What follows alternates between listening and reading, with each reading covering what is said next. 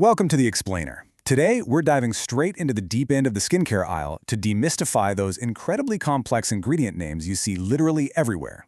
We're going to cut through the jargon, drop the marketing hype, and give you the practical, evidence-backed tools you need to read skincare labels like an absolute pro. Let's get into it. Look, you know the feeling. You pick up a new moisturizer or a serum, you flip the bottle over, and suddenly you feel like you need an advanced chemistry degree just to wash your face. It's totally overwhelming, right? We all want transparency, but what we usually get is just this massive wall of intimidating, totally unpronounceable text. So, let's start with Section 1, the pronunciation panic. We really need to address the elephant in the room here. This false assumption that if you can't pronounce a word, it's automatically toxic. You see these scary-sounding scientific words on a bottle, like tocopherol, sodium chloride, or aqua, but you translate them, and what are they? Literally just vitamin E, salt, and water. These big, intimidating words are mostly just common household items wearing a really fancy scientific disguise. So you might be wondering, why even use them? Well, it's not some shadowy corporate conspiracy to confuse us. It's actually an international safety standard called INCI. That stands for the International Nomenclature of Cosmetic Ingredients. It's simply the global, standardized system for naming what goes into our products. Think about it like this. Imagine buying your Holy Grail moisturizer in the US and then trying to buy that exact same formula in Japan or Germany. If every single country used their own local nicknames for ingredients, it would be absolute chaos. NCI names fix that whole mess. They ensure consistency across borders, they allow for proper safety assessments, and they make sure dermatologists and regulators globally are all speaking the exact same language. Okay, moving right along to Section 2.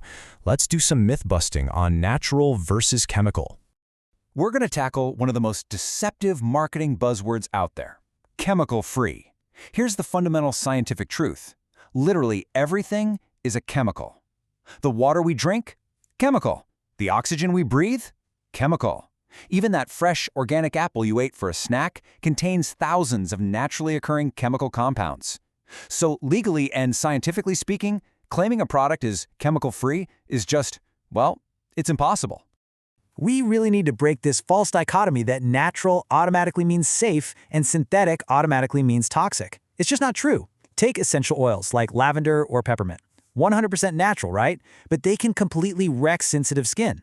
On the flip side, a lot of synthetic ingredients sound terrifying, but they've been rigorously evaluated by independent expert panels to ensure they are actually safe and effective for us to use. Section 3. Don't fear these ingredients. Let's decode a few of the heavy hitters. You hear the word humectant thrown around constantly in the beauty space. Basically, think of a humectant like a microscopic sponge. It literally attracts water to your skin and holds it there so you stay hydrated all day long. Once you get terms like this, you realize why super simple ingredients like glycerin, which is a fantastic humectant, are total game changers for basically every skin type. And please don't judge these next superstars by their names either. Hyaluronic acid? It has the word acid in it, so it sounds harsh, but it's not an exfoliator at all. It's an incredibly gentle hydrator. Then you have niacinamide. Sounds super technical, but actually, scratch that, it's really just vitamin B3, amazing for improving texture. And ceramides? They sound like something built in a lab, but they're literally just natural fats that already live in your skin barrier to lock in moisture. Now, the word alcohol causes a lot of unnecessary panic, but context is absolutely everything here. Not all alcohols are created equal. You've got moisturizing alcohols, like cetyl and cetyaryl, which actually soften and nourish. And then you have texturizing alcohols, like alcohol denat. Those help a heavy cream absorb super fast, but yeah, they might dry you out if you're on the sensitive side. Oh, and the fear-mongering around preservatives? We've got to stop that. Preservatives are non-negotiable. You need them to protect your stuff from harmful bacteria and mold. Because let's be real for a second. Nobody wants a dangerous, unseen science experiment growing inside their favorite daily moisturizer. Preservatives are what keep the product safe to use for months at a time. Dermatologist Dr. J. Sri sums the whole thing up perfectly right here. She says we should focus on evidence-backed ingredients, not marketing buzzwords. You've got to select products based on what your unique skin actually needs, rather than just grabbing something because a label slaps the words natural or chemical-free on the front. It's about matching evidence to your concerns and totally ignoring the viral social media noise. All right, Section 4. Let's get practical on how to read a label. It's really just like reading a nutrition label on your food. I mean, you probably wouldn't buy a box of cereal without glancing at the sugar content, right? Skincare shouldn't be any different. Real ingredient transparency is simply about understanding exactly what you are feeding your skin every day. And here's the best part. You do not need to memorize a dictionary of cosmetic ingredients to do this. Here is the cheat code. First, just look at the top 5 to 10 ingredients on the back. That's it. Those make up the vast majority of the formula.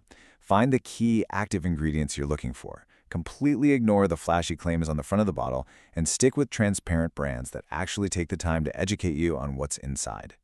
Consider this slide your ultimate cheat sheet, backed by recommendations from the American Academy of Dermatology. If your skin is dry and flaky, you want glycerin, shea butter, or ceramides. If you're super oily, grab lightweight stuff like niacinamide or aloe vera. And if you're sensitive, keep the formulations incredibly simple with minimal fragrance. Just give your skin exactly what it's asking for. When we talk about brands actually doing this right, Tim's Store is a brilliant example of transparency in action. They aren't selling you overnight miracles. They just tell you what the ingredients do. The goat milk bath soap openly highlights using familiar fats to nourish the skin barrier. Their D-Tan bath soap gently removes impurities. The Shea body butter conditions the skin to stop moisture loss. No fluff, just straightforward facts. Okay, before we wrap up, one final golden rule.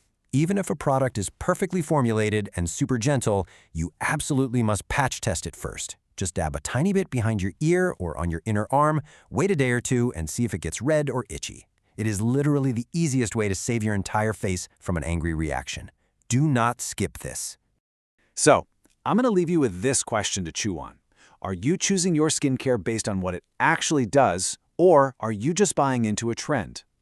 Now that you know the truth behind those NCI names, that everything is technically a chemical, and how to read those top 5 ingredients, you've got the power. Armed with that transparency, you can walk down the skincare aisle with genuine curiosity instead of fear. Thanks for hanging out with me on this explainer, and I'll catch you next time.